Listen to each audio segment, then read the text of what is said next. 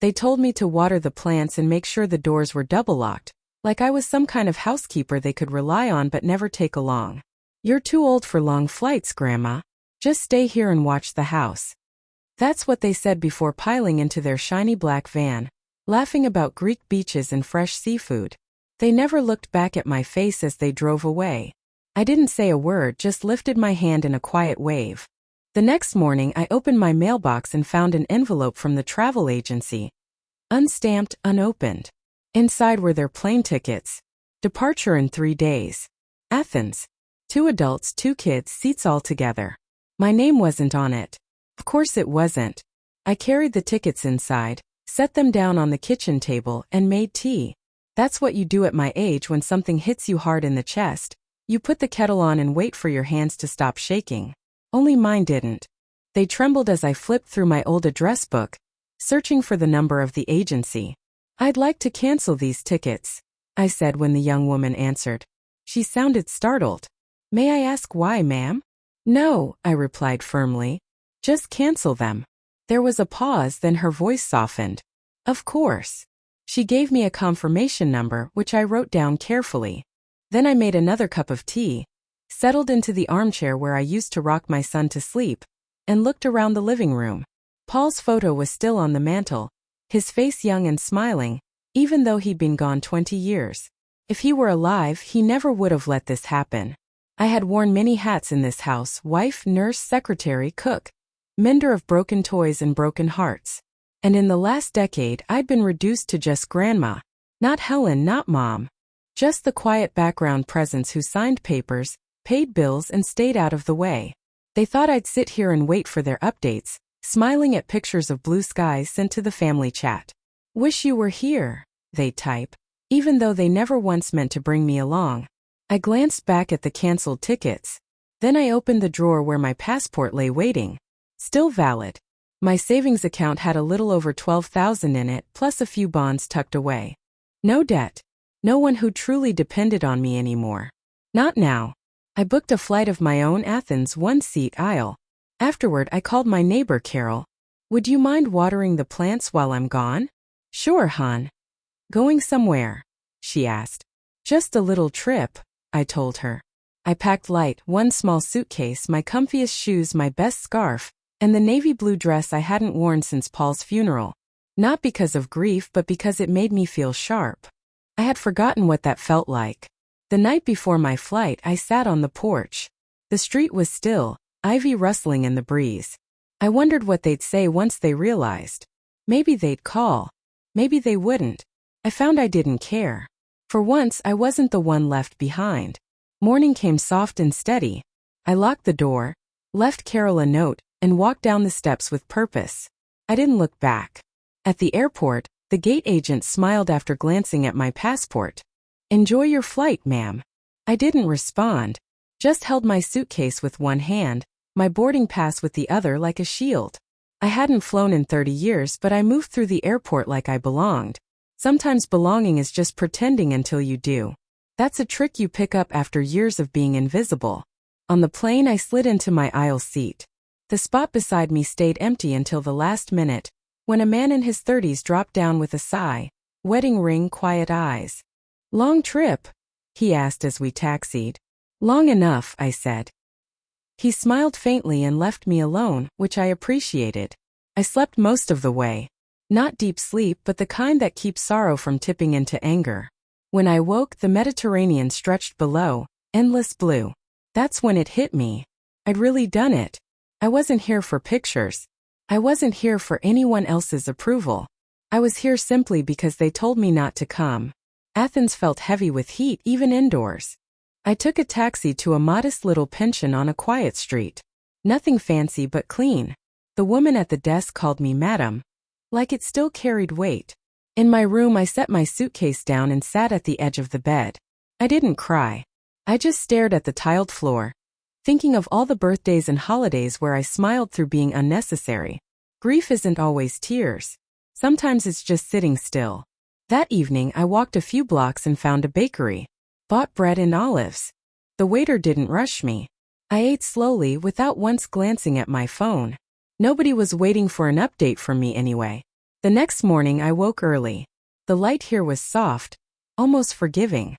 I opened the shutters and did something I hadn't in years, put on lipstick. Just a touch, the shade I'd worn back when life was more than beige and apologies. At the desk I asked the girl for a quiet place, not a tourist spot. "Try Anafiatica," she said. "It's old and peaceful." So I went. Whitewashed houses, winding alleys, cats dozing in doorways, flowers in chipped clay pots. It was stubbornly beautiful. I walked until my feet ached, then rested on a stone bench. Young couples strolled past, laughing, sunbright and loud. No one looked at me like I was too old. No one told me to just stay home. I thought of Amelia, my 16-year-old granddaughter, always sending me silly photos with filters and her tongue sticking out. What would she say if she saw me here? Probably laugh. Maybe roll her eyes. I pulled a postcard from my bag. I hadn't planned to write, but my hand moved on its own. "Dear Amelia, guess where I am? Greece. The sea is bluer than you can imagine. I hope you're well. Love, Grandma." I didn't write to my son or his wife. They didn't need to know. I dropped the card in a box by a cafe, then lingered over a coffee the way my mother once did, when mornings were quiet and the day hadn't yet taken hold. Back in my room that night, I caught myself humming an old tune Paul used to sing while shaving. I wasn't young. I wasn't brave. But I was exactly where I wanted to be, and that mattered. I hadn't come here to meet anyone. That wasn't the point. But life has its own rhythm, and sometimes it stirs without asking your permission. 2 days later at breakfast, I sat at a small table by the window, buttering toast with too much care. At the next table sat a woman about my age, silver hair pinned into a no-nonsense bun, eyes sharp above her half-moon glasses. "You're using too much butter," she said matter-of-factly. I looked up half amused. "Better than too little." She nodded once. "Fair." And that's how it began. Her name was Rosalie, retired principal from Lyon. "Widowed," she said, as if it were just another line on a form. She had that quiet confidence some women carry like good perfume. Not loud but impossible to ignore. We began walking together in the mornings. I liked the way she noticed things others overlooked. A shutter-painted lilac, a stray dog asleep by a statue. She wasn't trying to capture it for anyone else. She just saw it. At lunch one day we sat under a terrace draped in vines, sipping cool white wine. She talked about her old students, especially the mischievous one she secretly adored. I told her about my garden, how the tomatoes never thrived no matter how gently I spoke to them. "And your family?" she asked. I hesitated. "They're fine," I said. "They just thought I was too old to travel." Her eyes narrowed slightly. "They told you that?" I nodded. She didn't react much, just lifted her glass. "Well, you're here," she said. "So they were wrong." That night I lay awake staring at the ceiling, thinking of all the years I'd stayed in my place, the birthdays I cooked for but never joined, the trips I funded but wasn't invited on. I used to tell myself, "They're just busy," or "You're needed here." But the truth was I wasn't needed. Not beyond being convenient. The next morning, Rosalie knocked with a folded map under her arm. Her eyes glinted. "Florence," she said. "It's not far. I've always wanted to see the Uffizi." "You?" I hesitated, then smiled. "Why not?" That afternoon we bought train tickets. 2 women in their 70s booking one-way seats like reckless students. We laughed about it over dinner, though a tightness lingered in me, like an old muscle not used to stretching. Later that night, a message popped up from my daughter-in-law. I hadn't heard from her in weeks. "Did you check the garden? The sprinkler system's been acting up." "No, how are you?" "No, where are you?" I didn't answer. Instead, I folded the navy dress with care, wrapped my pearls in tissue and packed my shoes in a plastic bag, old habits of a practical traveler.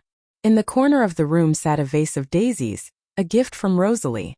"Because you look like someone who appreciates flowers without needing a reason," she'd said. She was right. That night I turned off my phone and slipped it into a drawer. No buzzing, no pings. For the first time in years I wasn't waiting to be included. I was moving forward one step at a time. The next morning, Rosalie and I boarded the train. We sat side by side, our bags above, a paper sack of croissants between us.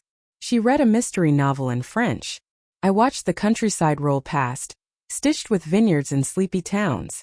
Paul once bought a painting like this at a flea market, cheap frame, beautiful inside. He said it reminded him of places he'd never seen. I never thought I'd see them either. We didn't speak much. That was the gift of Rosalie, she never pressed. At one curve, she looked up and silently offered me the last croissant. I took it and smiled. That was enough. Florence met us with narrow streets and warm air. Our hotel was old, with creaky elevators and brass keys heavy in the hand. From our tiny balcony, laundry lines stretched between rooftops. "I want to see Botticelli," Rosalie said, tossing her bag on the bed. "And maybe buy something ridiculous I'll never wear." We did both. The Uffizi was crowded but worth it. Standing before the birth of Venus, I felt something loosen inside me. Not awe exactly, but recognition. Beauty isn't always loud. Sometimes it's quiet, inevitable, and it sneaks up on you until your throat tightens. That night, at a quiet trattoria across the river, we ate pasta with sage butter, drank red wine, and laughed easier than usual. Rosalie studied me with a smile. "You're different now." "How so?" I asked. "You sit taller. Less folded." I didn't know what to say, so I just nodded. Later, in our room, I checked my phone out of habit. 24 missed calls. 14 from my daughter-in-law, the rest from my son. I didn't listen to the voicemails, just scrolled through the messages. "Where are you? Are you okay? Did something happen?" And then a voice memo. My son's voice came through flat and clipped in the voicemail. "Mom, please call us. The kids are upset. We thought you'd be home." I just sat there staring at the screen, waiting for a wave of anger or sadness or guilt to hit me. Instead, I felt distance. Not cruelty, just space. Enough to finally breathe. The next morning, Rosalie slept in, so I wandered the quieter streets on my own, letting my feet and my nose guide me instead of a map. I found a little shop with linen skirts and silver earrings. Tried both, bought neither. In the afternoon, we caught a bus up to Fiesole, high above Florence. We sat in the shade of tall trees, watching the city spread out below like a painting. "This," I said quietly, though I didn't mean the view exactly. "This was missing." Rosalie nodded like she understood. When we got back to the hotel, another message waited for me. My son again. "Mom, did you cancel our vacation on purpose? We got to the airport and never mind. Just please call. We're worried." I turned the phone off. That evening, as Rosalie and I walked back under the dim streetlights, she asked, "So where next?" I thought for a beat. "Lisbon. Always wanted to hear Fadu live." Her mouth curved into a grin. "Then Lisbon it is." Lisbon greeted us like an old friend, warm, a little frayed around the edges, humming with music that went deeper than words. The sidewalk still glistened from last night's rain, and even the air seemed to carry a secret. We checked into a guest house with blue shutters and tiled walls. Our room had a narrow balcony that overlooked a square where children kicked a ball back and forth between worn benches. That first evening, I stood outside watching the sun sink behind the rooftops, listening to voices drifting up in quick Portuguese, like leaves rustling in the wind. Rosalie wasn't feeling well, nothing serious, just a touch of fever and aching joints. "It's nothing," she said, brushing me off. "Go out, see the city." But I didn't. I made her tea instead, then sat by her bed reading aloud from a book we'd picked up in Florence. She drifted off halfway through, her face softer and more peaceful than I'd seen in days. It reminded me of Paul in the hospital. Those small acts of care that don't make headlines but mean everything. That's when it struck me. I'd spent my whole life tending to others, children, grandchildren, Paul, even the dog. But sitting with Rosalie, pouring tea and checking her temperature, this didn't feel like duty. Felt like choice. That night I cooked for us. Just eggs, bread, tomatoes from a corner vendor who smiled like he'd known me for years. We ate on the balcony, wrapped in shawls. Rosalie's color was back, her voice steadier. "Thank you," she said softly. "For the eggs." I teased. "For not leaving." I just nodded, sipping my tea. The next morning, I woke to the sound of Fadu rising from the square below. A man singing with a cracked voice, the kind that makes you ache in the best way. I stood barefoot at the balcony, arms crossed, and let the music settle into my bones. When Rosalie was strong enough to venture out, we walked slowly through the city. We passed an old church, its doors wide open, incense drifting into the street. I didn't go inside. I just stood and watched a woman light a candle, bow her head, and press her palms together like she was holding something fragile. Back at the guest house, I finally turned my phone on. 5 new messages. My daughter-in-law again. This isn't funny, Helen. Another. We don't know what to tell the kids. And then from David. You've made your point. Had I? I wasn't even sure what point they thought I was making. I hadn't spoken a single word since they left me behind. Rosalie saw me reading but said nothing, just poured tea and slid the cup across the table. That night we found a little fado bar tucked between laundry alleys. No tourists, no menus, just locals and one woman with a voice like rusted silk. She sang of longing, of being left behind, of rising again. She wasn't singing for me, but I understood every word. The letter came slipped under our door in the middle of the night, folded into thirds with my name scrawled across it. I knew who it was from before I picked it up. David. I sat on the edge of the bed with the letter in my lap while Rosalie fussed with her scarf at the mirror. She didn't ask. She didn't need to. I opened it carefully. It wasn't long, 3 short paragraphs, written with the same clipped politeness he used on forms. Mom, we don't understand what you're doing. The kids are confused. Amelia cried. We thought you were just upset, but this is something else. If you're trying to punish us, you've made your point. Come home. Let's talk. Please. David. That was it. No, I'm sorry. No acknowledgement that they had cut me out of the trip so easily. Just worry about how my absence looked now. Like it embarrassed them more than it hurt me. I folded the letter, slid it into the nightstand drawer, and stood up. Rosalie turned and raised an eyebrow. So, are we having breakfast? Or are we going to mourn the weak handwriting of disappointing sons? I laughed out loud, really laughed. Caught me off guard. We ate in the courtyard under dappled sunlight. The smell of coffee and sweet bread in the air. Rosalie talked about tram routes and a tile museum she wanted to see. I nodded along, but my mind was still with that letter, and the silence that had followed me leaving their lives. The truth was, I hadn't left to punish anyone. I'd left because I was done begging for a chair at a table that shrank smaller every year. Birthdays turned into text messages. Holidays into too busy, maybe next year. Vacations planned without me, as though my presence didn't matter anymore. I hadn't stopped being a mother or grandmother. They had just stopped seeing me. Later that day, I sat alone on a low stone wall by the river. Boats drifted lazily by, pigeons quarreled over crumbs at my feet, and my hands rested in my lap as still as the water. I thought of Amelia, 16, bright eyes, too much eyeliner.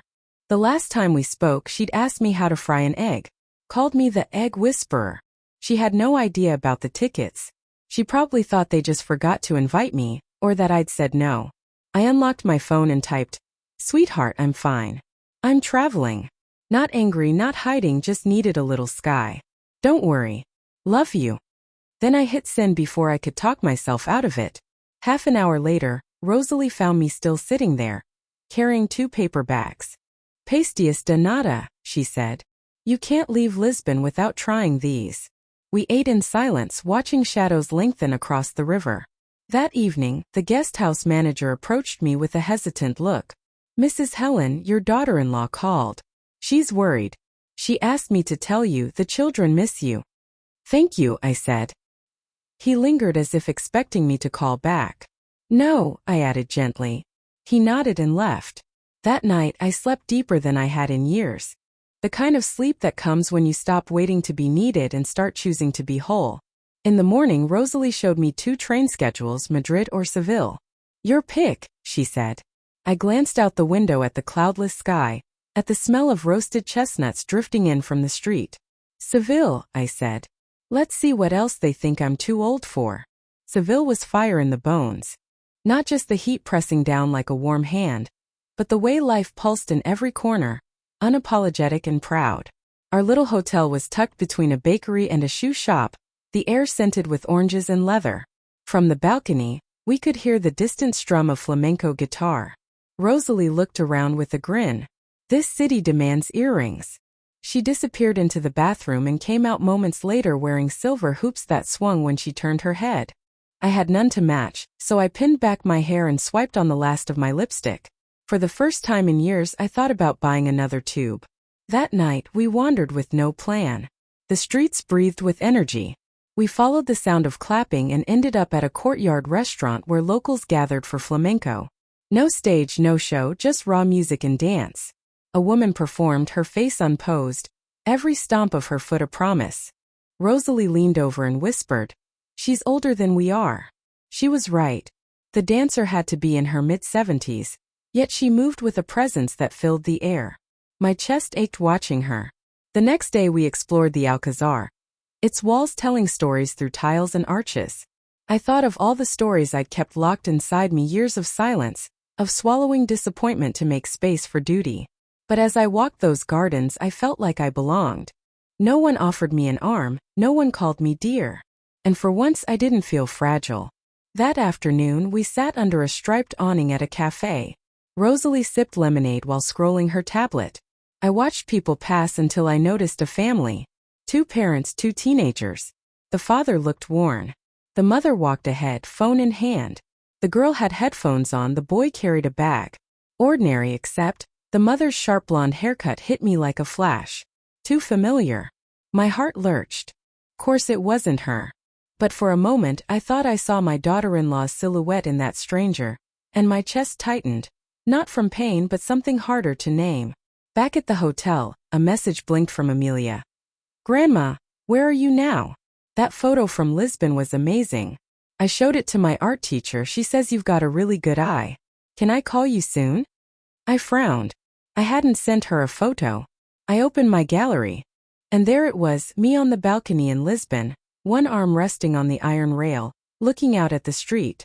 I didn't even remember standing like that, let alone capturing it. But there I was. Not posing. Not apologizing. Just existing. I texted Amelia back. "Seville now. It's hot, stubborn, and noisy in the most beautiful way. I'll call tomorrow. You'd love it here."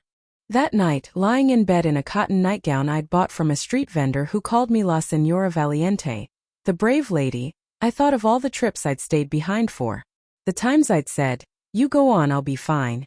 Even when I wasn't. The vacations I helped pay for but never joined. The weddings I planned down to the smallest details but sat through on the sidelines.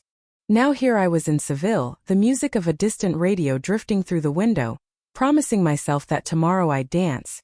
Not for anyone else, just to remember I still could. The calls started the next morning. One after another. I let them ring out. By noon there had been 26 in 2 days. All from David. I didn't answer. I didn't even listen to the voicemails. I wasn't angry anymore. Just finished with asking to be heard. Rosalie was waiting when I stepped out of the bathroom, looking like she'd been born for sunshine. Wide-brimmed straw hat, linen dress floating around her ankles. "There's a market by the river," she said. "I feel like haggling." We walked slowly, the old stones scraping under my sandals, the sun warming the back of my neck like a mischievous child. The market was alive, messy, loud, real. Men barking prices, women laughing, children darting between stalls. Something inside me came loose, like a knot finally untying. I bought a yellow scarf bright as marigolds. Not a color I ever wore, but it caught the light like it belonged to me. While Rosalie argued over a basket, I sat under a faded umbrella with a cold drink and checked my messages. Habit, maybe hope. One voice memo was from Amelia. Her voice came soft, a little shaky. "Grandma, I don't know if you'll hear this, but I miss you. Mom and Dad think you're proving a point, but I don't. I think you just got tired of being left out. I would have been too. You look happy in that picture. I've never seen you look like that. Just call me, okay? Even if it's only for a minute." That last part cracked me open. Even if it's only for a minute. I slipped away back to the hotel while Rosalie went hunting for olives. Sitting on the bed with the yellow scarf in my lap, I picked up the phone and called. Amelia answered on the second ring. "Grandma." Her voice wavered. I could hear a kettle boiling, footsteps on tile. "I'm here, sweetheart." "Oh my God. Wait." There was a shuffle, a door closing, then quiet. "I thought you'd gone totally rogue." "Not rogue," I told her. "Just found something I'd forgotten I had." "What?" she asked. "Myself." She was quiet for a moment. "I think I get it, Grandma. Maybe more than Mom and Dad do." And I believed her. We talked for 15 minutes, school, her drawings, the boy she liked who didn't like her back. The kind of small, ordinary things that feel like treasure when someone offers them. Before we hung up, she asked carefully, "Are you coming back soon?" "I don't know yet," I said honestly. "Can I see you when you do?" "Of course, baby." We hung up and I felt lighter. Not because anything was solved, but because something true had finally been spoken between us. Truth always clears the air. Rosalie came back with a paper bag full of olives and a triumphant smile. "Victory," she declared. We ate them on the balcony, the sky burning red at sunset. After a while I said, "I think my family is beginning to understand." "Who?" she asked. "My son. My daughter-in-law." Rosalie chewed, nodded. "About time." That night I didn't sleep much, not from worry but from something deeper. A new kind of weight, solid grounding, like finally finding the floor under my feet after drifting too long. In the morning, I tied the yellow scarf around my neck for no reason at all except because I wanted to. Lisbon had been soft and aching. Florence graceful and slow. But Seville had given me thunder and heat. It had shaken free the part of me that was still tangled in apology. With my scarf neatly tied and a ticket in hand, Rosalie and I boarded the train to Granada. She was humming, which she never did in the mornings. "What's the occasion?" I asked. She grinned. "We're going to see the Alhambra." I hummed for architecture. Granada was quieter than I expected. Not silent, just respectful, like a city that knew what it held and didn't need to brag. The streets were narrow, like secrets passed in whispers. The air smelled of oranges and stone. Our inn was plain, run by a man who looked like somebody's tired uncle. From the window we could see laundry lines strung between rooftops. Honest. Nothing staged. That evening I sat on the terrace while Rosalie napped. I scrolled through my messages, not to react, just to remind myself I had the choice not to. That's its own freedom. But one note caught me. From David. Just one line. "Mom, did we lose you?" There was no anger in it. No guilt. Just recognition, maybe. I didn't answer. Instead, I pulled out the notebook I'd bought in Lisbon but never used. On the first page I wrote, "Things I've never said out loud. I wasn't always tired. I just got tired of not being seen. Every time you called me old-fashioned, I swallowed a sentence I should have spoken. I still remember you at 5 years old, pressing a rock into my hand and calling it precious.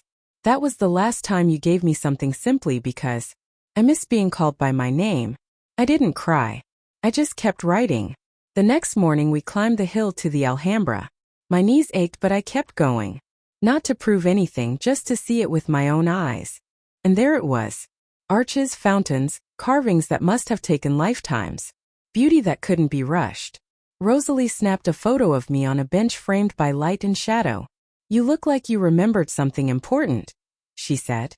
I did, I told her. I remembered I was never just someone left behind.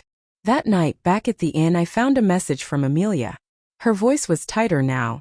"Grandma, I think Dad's finally realizing something's different. He asked if I'd heard from you." I said yes.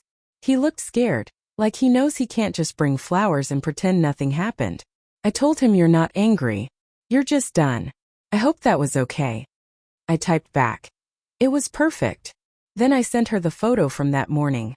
Me at the top of the hill, hands on hips, the Alhambra behind me, my face calm. No caption.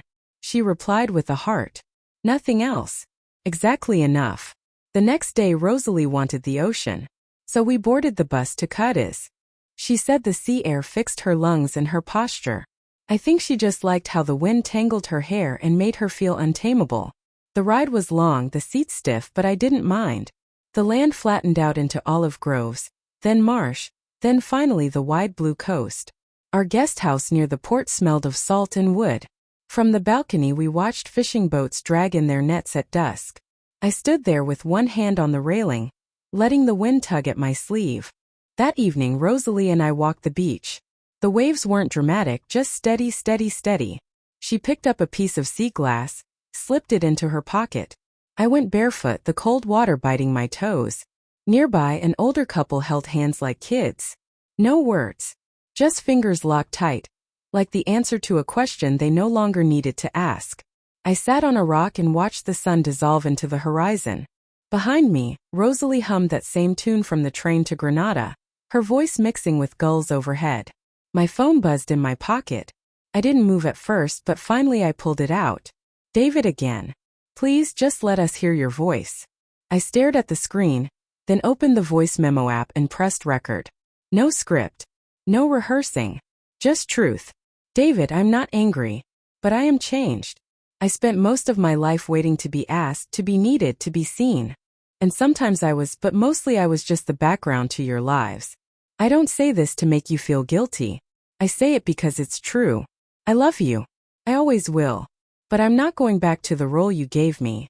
If you want me in your life, it won't be as a backup plan, or a babysitter, or a name on an emergency contact form. It will have to be as a person. I ended the message with, a whole one. I hope you understand. Good night. I hit send and let the sea whisper back at me in a language I couldn't quite catch.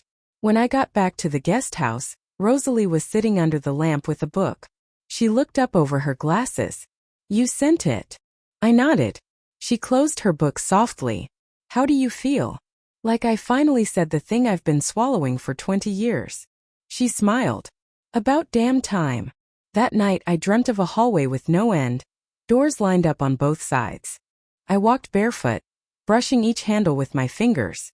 One by one the doors clicked open behind me. I never looked back. The next morning there was nothing from David, but there was something from Amelia. A photo she'd drawn me on the beach, scarf around my neck, hair blown sideways. Her caption read, "She looks like she remembered who she was." I stared at it until my eyes blurred. Then I turned to Rosalie. Let's go dancing tonight. She blinked. Dancing? Do your knees even allow that? I grinned. They'll learn. The bar we found wasn't built for us. It pulsed with young heat, dim lights, heavy bass, perfume and sweat sticking to the walls. But we went anyway. Rosalie had her silver hoops on, hair down, lipstick sharp. I wore the yellow scarf tied in my hair like a ribbon I'd earned. My dress was plain cotton, worn but clean. It didn't shout for attention. Didn't need to. We didn't look like we belonged, but then again, belonging had never done me much good. We sat near the back, sipping drinks while the floor swayed with couples and tourists, locals who danced like rent was due on the rhythm. I watched them. Some were perfect, some offbeat, but none of them cared. A man in his 60s twirled a woman my age, both grinning like fools. Something in me shifted. I'm going, I said. Rosalie looked up. Where? Out there. Alone. Yes. I stood, fixed the scarf in my hair, and walked out onto the floor. No partner, no permission. Just me. At first my body felt borrowed, stiff, unsure. But the beat tugged me forward, and the years fell away like dust. I danced, not well, not gracefully, but fully. A young man smiled as he passed, offered his hand. I took it, spun once, laughed and let go. I didn't need him to hold the rhythm. I had my own. Rosalie joined me later and we danced like girls at a reunion. Awkward, breathless, joyful. 2 hours slipped into 3. By the time we stumbled barefoot back to the guest house, we collapsed onto the bed like teenagers sneaking home. That was irresponsible, Rosalie gasped. I know. I loved it. I know. We lay in silence, catching our breath. My knees ached, my back would scream tomorrow, but my chest felt wide open. Before sleep claimed me, I checked my phone. No response from David. But there was Amelia. Dad doesn't know how to answer you. He keeps rereading your message. He printed it. It's sitting on the kitchen table. He hasn't touched it all day. Mom thinks you've lost your mind. I told her maybe you finally found it. I miss you. I'm proud of you. I don't think I've ever said that before, but I am. I stared at her words, simple and sharp. I typed back. I miss you too. Tell your father he doesn't have to answer yet. Some truths take time to land. She sent me back a single emoji, a little anchor. It made me laugh. I set the phone down and watched the ceiling fan spin slow, lazy circles. I thought about the dance floor the moment I let go. I hadn't climbed mountains or learned a new language. I hadn't fallen in love. But I had reclaimed something, my joy. And at 72, that felt radical enough. I drifted to sleep with sore feet, tired muscles, and a heart that finally felt like it belonged to me. We left Cadiz at dawn. Rosalie slept most of the ride, her head against the glass, arms crossed like a woman who'd seen too many trains to bother making herself comfortable. I didn't sleep. I watched the light move across the fields, towns slipping by with names I wouldn't remember. I wasn't restless. I was ready. Barcelona was our last stop. Neither of us said it, but we knew. Journeys have a way of telling you when they're winding down. We arrived in the afternoon and took a cab to a quiet street near El Born. The hotel was modest, the room plain, the bed soft, the windows wide. We unpacked without a word. Later, we walked just far enough to feel the city under our feet. Amelia once told me, Barcelona looks like someone tried to paint with buildings. She wasn't wrong. Gaudi's work spilled around corners like mischief carved in stone. The colors were bold, the shapes impossible. I liked it more than I expected. Dinner was at a little cafe between two bookstores. I ordered fish, Rosalie ordered soup. We didn't finish our wine. Our conversation floated. Weather, shoes, train times, but underneath we both felt the end. That night, I sat on the balcony with a shawl and my notebook. The list was longer now. Things I've never said out loud. On page 3 I wrote, I thought if I gave enough they'd keep me close. But love bought by sacrifice is always the cheapest kind. I didn't mind getting older. I minded being dismissed.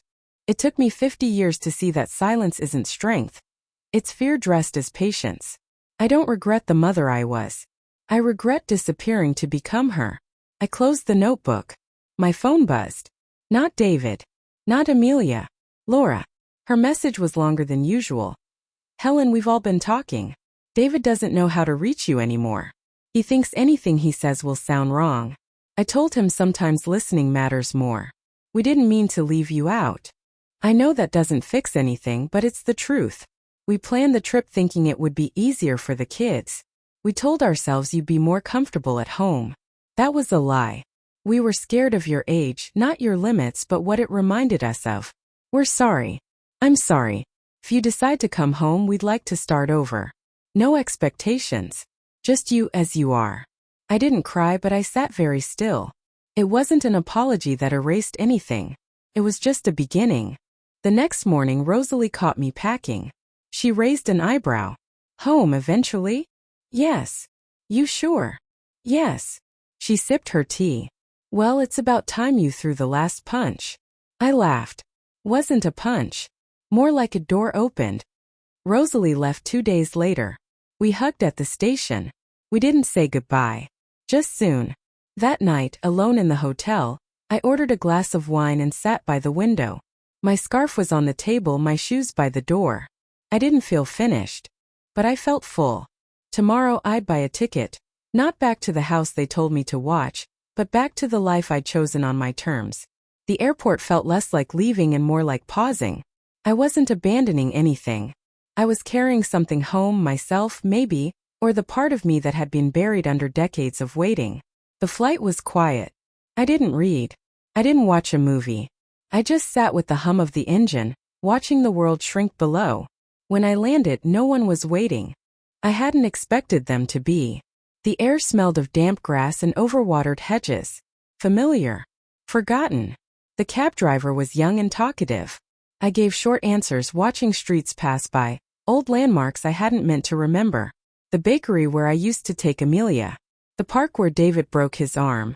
The pharmacy where Laura and I once stood in line for cough syrup and a pregnancy test. Not bad memories. Just distant ones, like handwriting fading on a page. And then there it was. My house. Exactly as I'd left it. Carol had watered the plants. The porch was swept. The key turned easily in the lock. Inside, everything waited, still quiet, holding its breath. I moved slowly through the house, brushing my fingers over everything. The edge of the couch. The chipped ceramic bowl on the table. Paul's photo by the fireplace. Nothing had shifted, but everything felt different. I didn't unpack. I boiled water, made tea, and sat at the kitchen table with the window open, letting the silence stretch. My phone buzzed. A message from Amelia. Are you home? I typed back yes. 10 minutes later. Can I come by? I didn't hesitate, yes. Doors open. She was there in 20 minutes. No speeches, no pretense, just a long hug, heavy and quiet, the kind that says more than words. She sat across from me, her backpack still on one shoulder. She looked older, not by years, but by what she'd come to understand. I liked your list, she said. I blinked. My list. She smiled. You left your notebook open in one of the photos. I read part of it. I didn't feel exposed. I felt seen. I've been making one too, she said, pulling a spiral notebook from her bag. She handed it to me. On the first page, in big block letters, I refuse to inherit quietly. Underneath, the belief that women outgrow desire. The idea that aging is decline. The habit of saying I'm fine when I'm not. The silence after someone calls you too much. The shame passed down like furniture. I read them one by one, then looked at her. This girl, this young woman who'd watched me disappear and come back. You're going to be all right, I told her. She nodded. Because you were. We talked for hours, her classes, her boyfriend, how her mom still shouted when she was nervous. At one point I reached for her hand. You know, I said. Your father hasn't called yet. She looked down. He's scared. Of me. Of what you've become. Of what he never let himself see. I didn't answer. Then the doorbell rang. Amelia glanced up. That's them. I froze, but she stood. I'll get it. I heard muffled voices, then David. He stepped into the kitchen like it was holy ground, older, worn down, his face waiting for permission. I wanted to come alone, he said. But Laura insisted. She stood behind him, no mask, no polished voice, just real. We don't know how to start, she admitted. You already did, I said. You showed up. David took a step forward. I didn't want to lose you. You didn't, I said. You just stopped seeing me. He nodded. I'm sorry. Not grand, not dressed up, just honest. And that was enough. There's still tea in the pot, I told them. They sat down, not as owners, not as people asking for forgiveness, but as people who finally understood that my seat at the table had never been theirs to grant. They didn't stay long. An hour, maybe less. Just enough for awkward sips of tea, long pauses, and the first bricks of something new. I didn't rush it. I didn't fill the quiet. I let them sit in it, the same quiet I had lived in for years. Laura talked more than David, but she left space now. She asked about my trip, the food, the people. I gave her pieces, never the whole. She hadn't earned the whole yet. When they left, David lingered. Can I? He stumbled. Do you want to come to dinner sometime? Just us. You and me. I didn't say yes, but I didn't say no. That seemed to ease him. Afterward, the house went quiet again. But it wasn't the brittle silence I'd known before. This quiet was softer. Pause before a new line. That night, I sat on the porch with a blanket on my lap and opened my notebook. On a fresh page, I wrote things I know now. People don't notice your silence until it costs them something. Leaving isn't the same as running away. You can start over at 72. Some doors don't need to slam. They can close soft but firm. Your voice isn't gone. It's waiting for you to stop asking permission. I tapped the pen, then added, forgiveness isn't for them. It's for your own breath. The next afternoon, Amelia walked in without knocking, dropped her shoes by the door, and flopped onto the couch. I made a decision, she said. I'm applying to a program in Berlin. Her voice shook a little. Mom's freaking out, but I need to go. You should, I said without hesitation. She blinked. Really? Don't wait for permission. You'll miss your life. Her mouth curled into a slow grin. I knew you'd understand. She stayed for hours. We made soup, laughed about Rosalie and our wild night of dancing. You're kind of a legend, she teased. No, I told her. I'm just finally myself. Before she left, she handed me an envelope.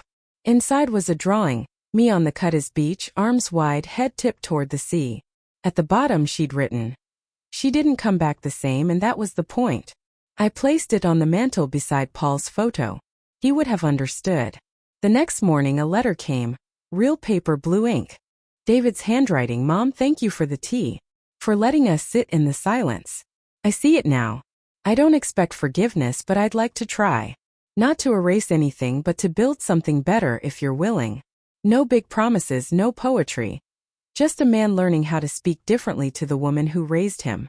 I folded the letter and set it aside. Some silences aren't meant to be filled. They're meant to be honored. I didn't rush back into dinners. I let days then a week pass. I cooked for myself, watered my plants, took morning walks. Not as punishment, just to feel the shape of my life without anyone else inside it. And it was a good shape. Steady. Dignified. Mine. Rosalie sent me a postcard from Marseille. They still think I'm a widow with a secret inheritance, she wrote. Let them. On the back, a sketch of two women dancing, one with a yellow scarf. I laughed, framed it, and set it by the kitchen window. One morning I called David. Sunday 5. I'll bring dessert. His voice cracked with surprise, relief, and care. At their house, Laura opened the door. No rush smile, no quick hug. Just, come in.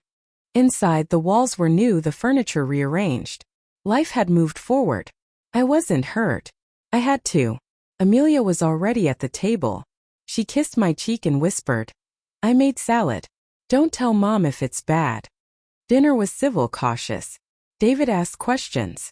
Laura offered seconds. Amelia cracked jokes. I answered softly, listened more than I spoke. I caught David watching me like he was searching for cracks. Toward the end, he cleared his throat. I read your notebook. I raised a brow. What notebook? The one in the photo. Amelia showed me some of it. It hurt. Good, I said.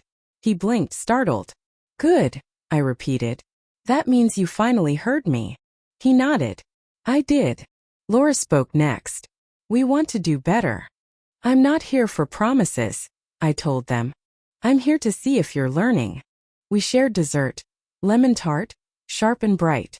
After a stretch of silence, Amelia pulled out a folded page. I want to read something. She read her list.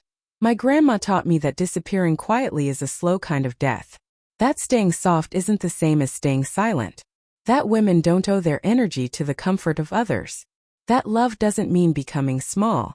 That it's okay to demand a new seat at the table. I blinked hard. No one spoke. Then Laura cleared the dishes. David helped. Amelia poured more tea. And I sat back, letting the silence settle, earned and honest. When I left, David walked me to the door. I know it'll take time, he said. I have time, I answered. Then I handed him a thin envelope. What's this? A copy of the tickets. The ones I canceled. He stared. I kept them, I said. Not from spite, but so we don't forget how easy it was to erase me. He didn't open it. Just tucked it into his pocket. At home I undressed slowly, earrings off, scarf folded. I stood before the mirror studying my face. Yes, older. But not tired. Marked with new lines, not as cracks but as paths, roots I'd reclaimed. Before bed, I opened my notebook one last time. On a fresh page, things I no longer apologize for. Wanting space. Wanting more. Saying no. Leaving quietly. Coming back louder. At the bottom I wrote I was never too old. I was just never asked if I still dreamed. Now I don't wait to be asked. I go.